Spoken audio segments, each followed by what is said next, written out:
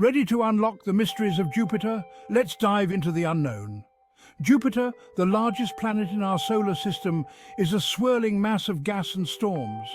But did you know this colossal planet has a magnetic field 20,000 times stronger than Earth's? It's like a giant magnet in space, and those iconic stripes, they're actually massive clouds of ammonia and water driven by 300-mile-per-hour winds. Imagine a storm that never ends. But here's the kicker. Jupiter has 79 known moons. One of them, Europa, might even harbour life beneath its icy shell. Talk about cosmic mystery. Finally, get this. Jupiter's Great Red Spot is a storm that's been raging for over 350 years. It's so big 3 Earths could fit inside it. Now that's what I call a superstorm. So next time you gaze at the night sky, remember that Jupiter is not just a planet. It's a realm of cosmic wonders waiting to be explored.